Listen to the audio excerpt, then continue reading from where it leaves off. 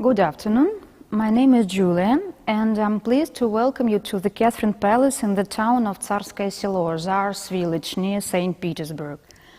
It's the second part of our online tour of the Catherine Palace. Last time you visited the golden suite of rooms, including the magnificent Great Hall and the famous Amber Room. They all were designed in the middle of the 18th century during the reign of Empress Elisabeth, Peter the Great's daughter, by her court architect Francesco Rastrelli in Russian Baroque style.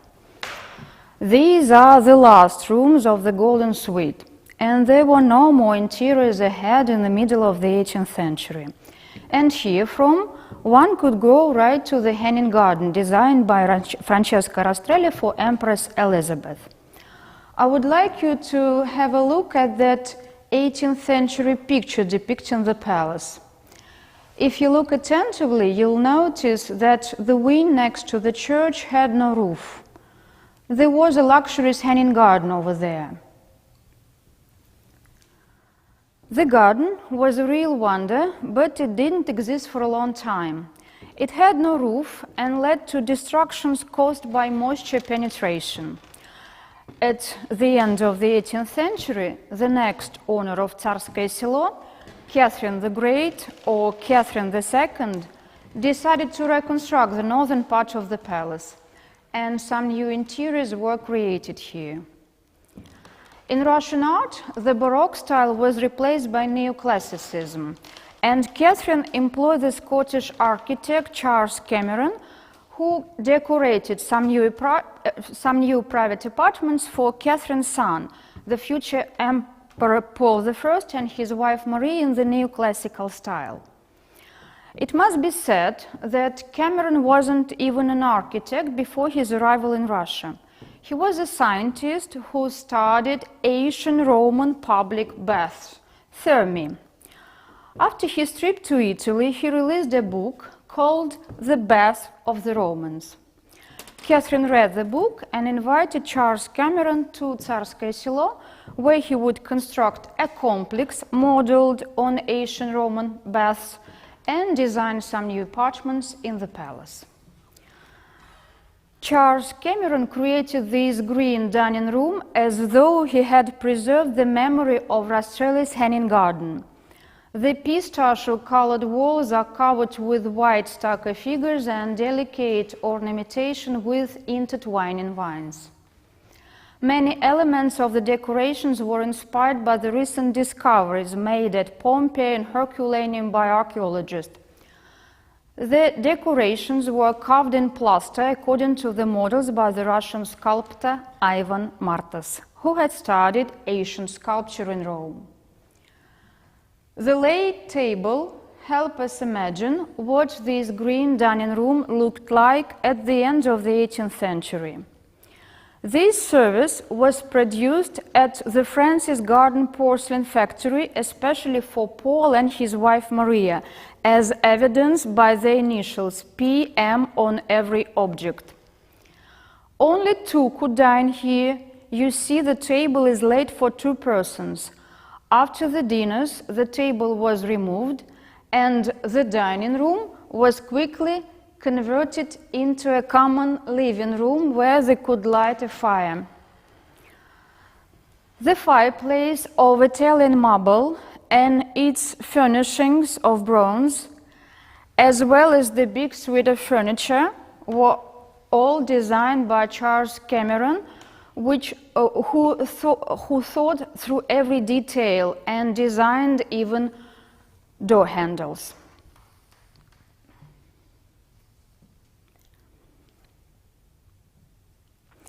Here you see a picture showing the condition of the Golden Suite and this green dining room after the Nazis' retreat.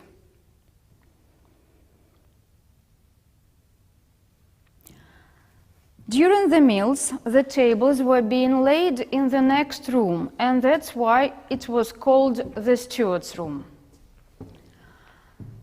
Thanks to its favorable location next to the stairs behind that door, this room functioned as a service space.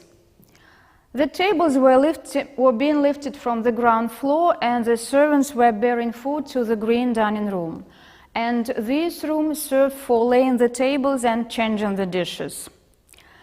Despite its service function, this room was tastefully decorated in the neoclassical style. The walls are divided by 20 wooden pilasters painted to imitate marble.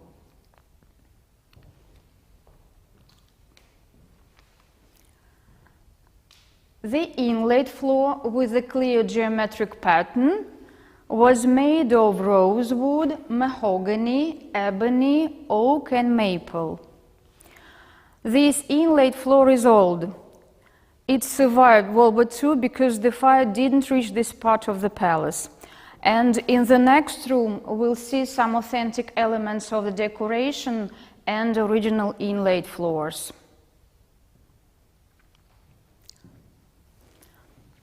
On the walls, there are some pictures from the 17th and 18th centuries. Mountain Landscape by Bartolomé Esteban Murillo.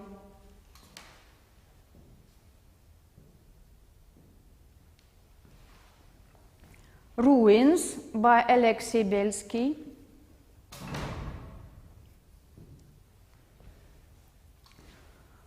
Waterfall at Tivoli by Andrea Locatelli.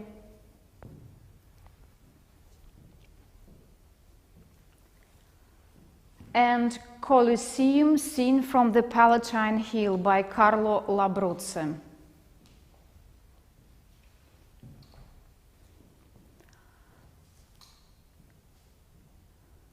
Under the last picture, you see a marble head of a young girl created by Marianne Callot, a gifted pupil of the famous 18th century sculptor Etienne Falconet. After the terrible fire of 1820, Cameron's interiors in the northern part of the palace were badly damaged and then restored under the architect Vasily Stasov's direction. And now we are going to the finest room of the northern part of the palace, the blue formal drawing room.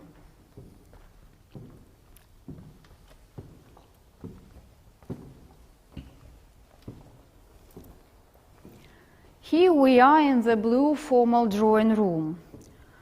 The walls of this room were covered with blue and white printed silk wallpapers to create a comfortable and pleasant atmosphere. The gilded frieze, decorated with oval medallions, underlines transition from the walls to the ceiling. 16 medallions on the eastern wall are authentic. The others were copied from these original ones. On the ceiling, there are images of griffins, cupids, and scenes from ancient myths. Cameron's original ceiling painting perished in the terrible fire of 1820 and was replaced with another design, which in turn was destroyed during the Nazis' occupation. And after the war, our restorers recreated Cameron's pattern according to his sketches found at the Hermitage. The pattern of the inlaid floor corresponds to the complex forms of the ceiling. This inlaid floor is restored after the fire under the architect Stasov's direction. It was made of tulip wood, palm tree, lemon tree, ebony, walnut, and rosewood. This is the most beautiful inlaid floor in the palace with engraved flowers. It's a special technique. First, a pattern was engraved, and then it was filled with a special paste consisting of mastic, pigment, and wood dust. Two symmetrically located fireplaces adorned with the carved friezes and caryatids were made of white Carrara marble according to the sketches by Charles Cameron. They are authentic. This one is only decorative and wasn't used at all. The patinated bronze mantel clock, representing allegorically America, was made in France at the end of the 18th century.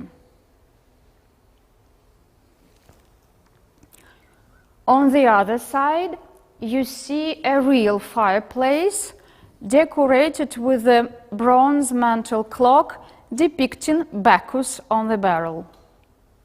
This is also a French work of the 18th century. In the 19th century, the walls of this blue formal room were decorated with some portraits of the members of the imperial family and of the owners of Tsarskoye Selo. Let's have a look at them and remember the history of this residence. Here you see a portrait of Peter the Great, who in 1710 gave these original Russian lands reconquered from Sweden to his wife, the future Empress Catherine I. In 1717, they began to build up the first palace for Catherine, which was rather small.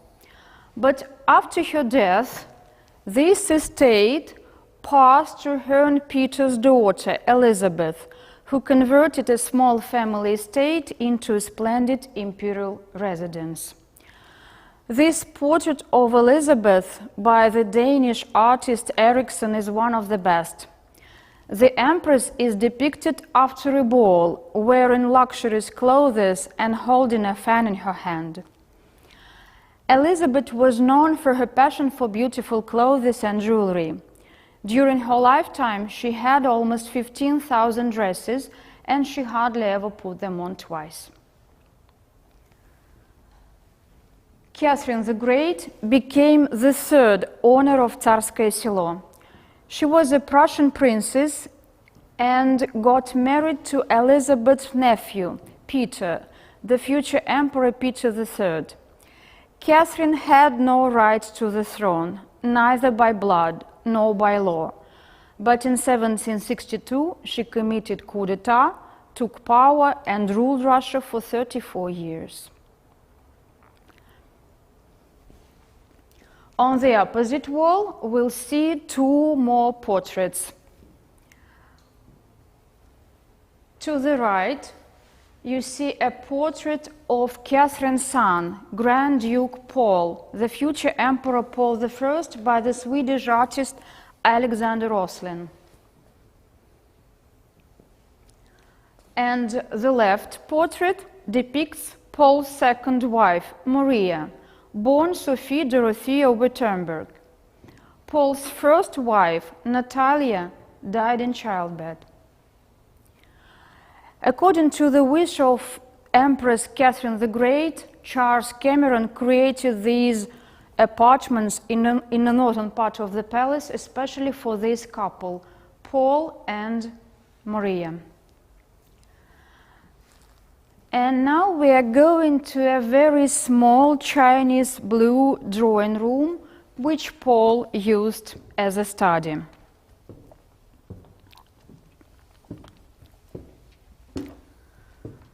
Such elegant rooms with Chinese motifs called chinoiseries appeared in the palaces in the middle of the 18th century, when Europe began to develop trade relations with China. Here, Charles Cameron combined some elements of the neoclassical style with motifs taken from Chinese decorative art. Hand-painted silk wallpaper with landscapes and scenes from Chinese life. The inlaid floor with a pattern made in the shape of Chinese parasol.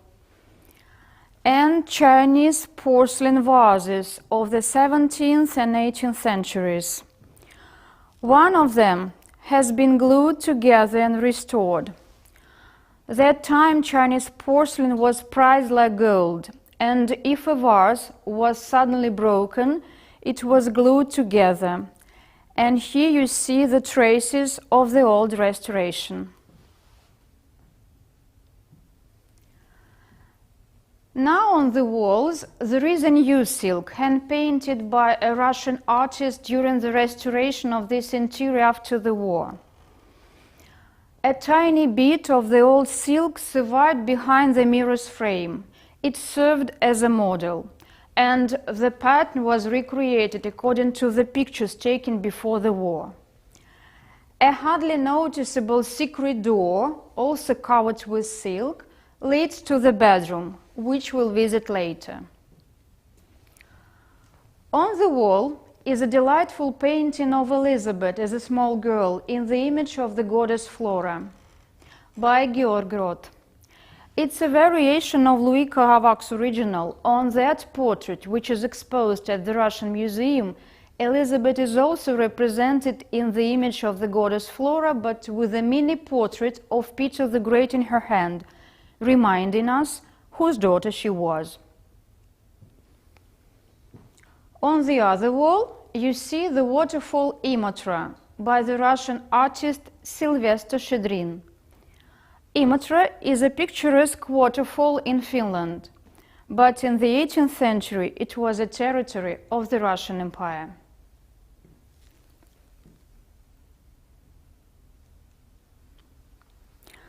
The next room opens on the upper level choir overlooking the palace chapel and was called the antechamber to the choir gallery. In its time, it was the end of the hanging garden here, and Elizabeth could pass to the choir gallery to attend Mass without going downstairs. This room was rebuilt several times, and the most important thing here is a lovely woven silk on the walls.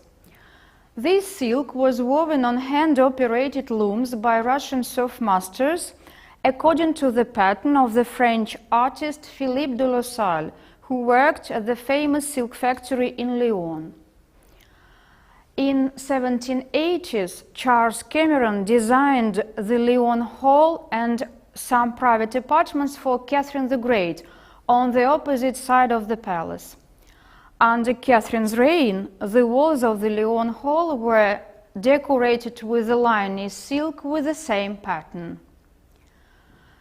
Before World War II, the walls of this hall were decorated with another silk, which Rastrelli's original sofa is upholstered in. This silk was produced at one factory in Moscow at the end of the 19th century, and it was a remaking of the unique handmade silk with peacocks, ducks, pheasants, and swans. The bolts of the 18th century silk, which had been safely put away in storage, were evacuated and used to restore this antechamber after the war. On the back side of each canvas there are names of the masters. One of them had the nickname Spider, which obviously was the highest praise of a weaver's skill. On the current display there are some paintings. Here you see a portrait of Elizabeth by Pietro Rotari. Here you see a picture called Catherine the Great's Coronation, a copy from Stefano Torelli. And a portrait of Catherine the Great by unknown artist. Our tour will be continued in the so-called small suite, where there were some private apartments of the members of the imperial family. We are passing through bathroom, dressing room, maid of honor's room, directly to the bedroom.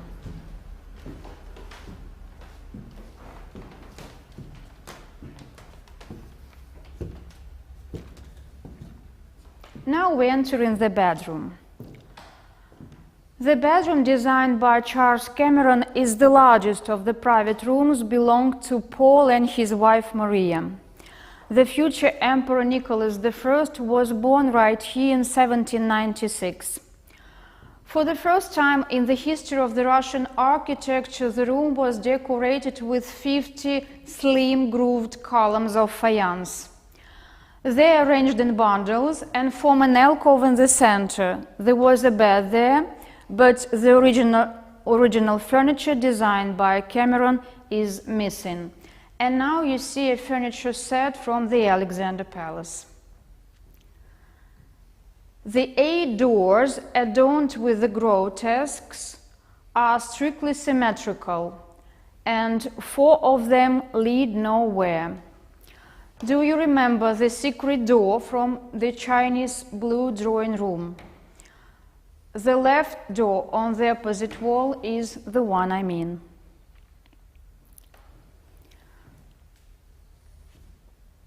Blue and white round medallions allegorically represent luck, happiness, and prosperity. Over the real doors, there are 4 seasons: winter with an oven, spring with blossoming roses,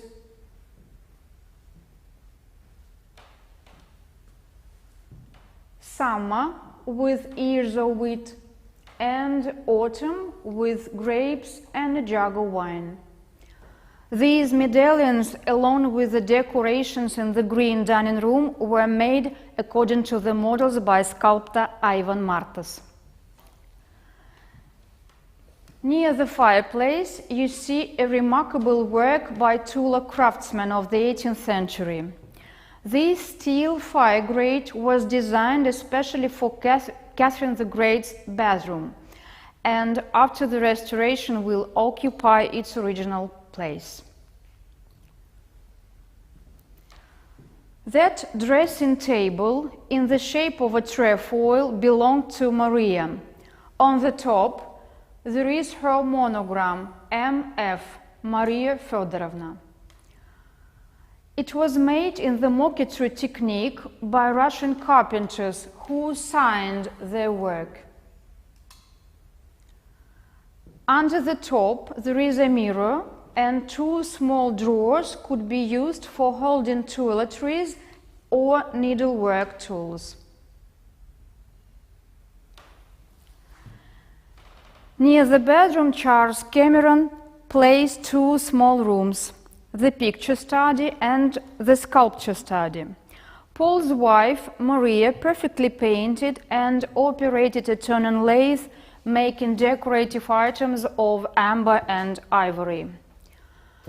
The first one, the picture study, is decorated with a lot of paintings on the ceiling and on the walls, including 2 allegories: autumn and Spring by Pierre-Charles Tremolier. Even though Marie was fond of music and played some instruments, this harp has nothing to do with her. But it is old. It was made in England at the beginning of the 19th century.